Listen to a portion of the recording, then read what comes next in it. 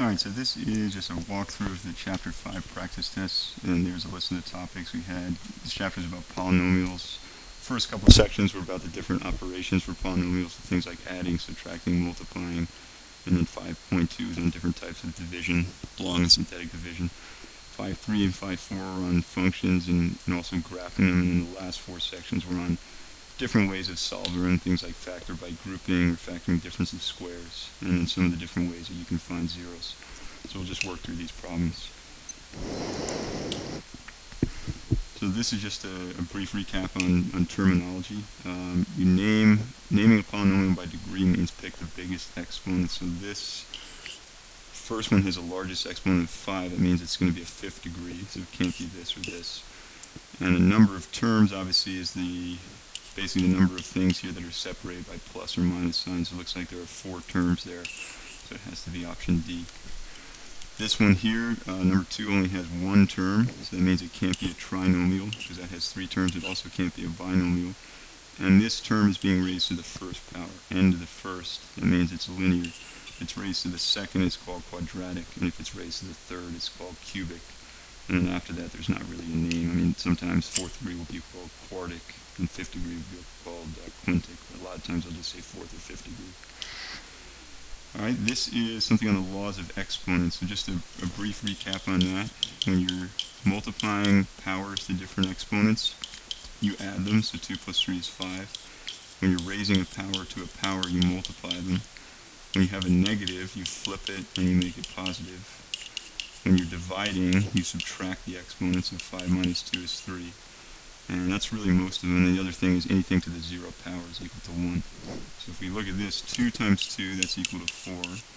A to the 2 times a to the 3, if we add 2 and 3, we would get 5.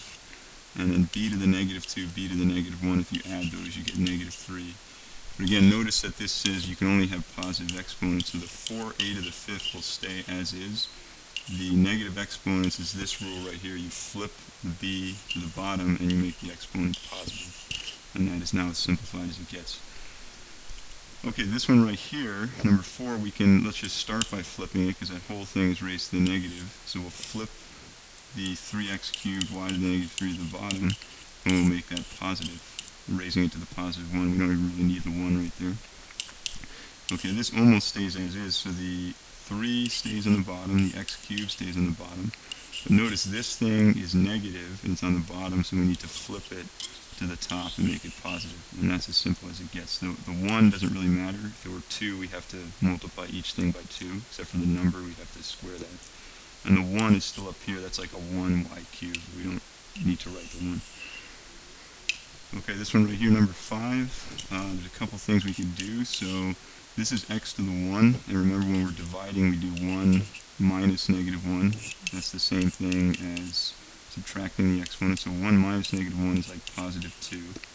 So that becomes x to the 2. The 3 is still on the bottom. This right here, the negative 1, is only attached to the y, so we would need to flip the y and make it positive, and that's now simplified. Okay, this one's a little bit messy. We can do a couple things. I would suggest that we first simplify what's inside, and then later on worry about that negative 3 exponent right here.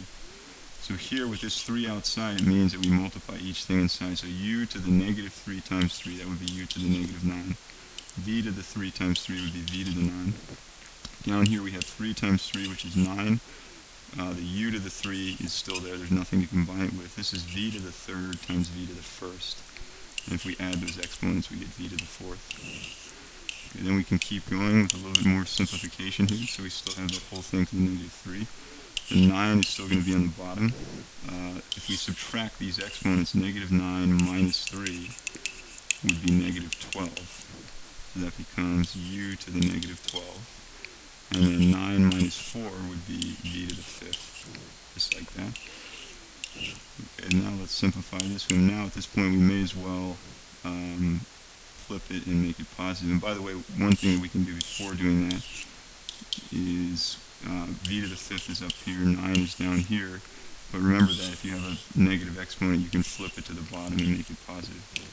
Now we can take this entire thing and flip it, because it's a negative exponent, so we'll flip the v to the 5th to the bottom, and we'll flip this stuff to the top. take the entire thing, and now it's being raised to the positive 3. We just flipped it, and we made the exponent positive. Flipping the fraction just means you switch the top and the bottom. And now 9 to the third power, that's what this means right here. It doesn't mean 9 times 3, 9 to the third. 9 times 9 times 9 is 729. U to the 12 times 3 would be U to the 36, and then V to the 5 times 3 would be V to the 15. And that is a simplified answer. There's no negative exponents, and each variable is only appearing once. Okay, polynomial operations with things like subtracting and multiplying. So this right here, we can remove this first parentheses, and when you have a minus in front, it just means that you distribute. So minus negative 4n squared is like plus 4n squared. Minus positive 5n cubed would be minus 5n cubed, and then minus the 3n. And then from this point, all we need to do is combine the like terms. So we have a 3n cubed minus a 5n cubed, that will be negative 2n cubed. And usually we write these in the exponents go in descending order. Then we have a minus 3n squared plus 4n squared. That would be plus 1n squared. And then we have a minus 3n. And let's just make sure we took care of all these. We took care of all this stuff right here. We have a minus 3n minus another 3n. That would be a minus 6n, and that's the simplified version right there. Okay, then we have multiplying. What I suggest people do with this to make it a little bit easier is just essentially make a box for yourself. And I'll put the negative 2m minus 3 up here. Each gets its own column. And then each of these three terms, minus 3m squared, 3m, and 1 get their own columns. And then we just fill in this box by multiplying. So these, by the way, are m to the first power.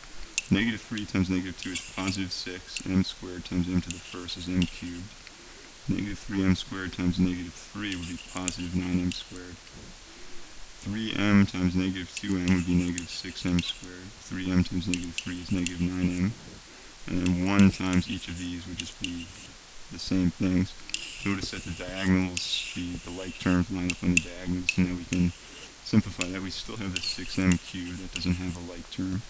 9m squared, these are being added. 9m squared plus negative 6m squared would be plus 3m squared. Negative 9m plus negative 2m is minus 11m. And we still have this minus 3. And that is a simplified answer right there. Alright, we'll pause there, and in the next video we will talk about long division and synthetic division.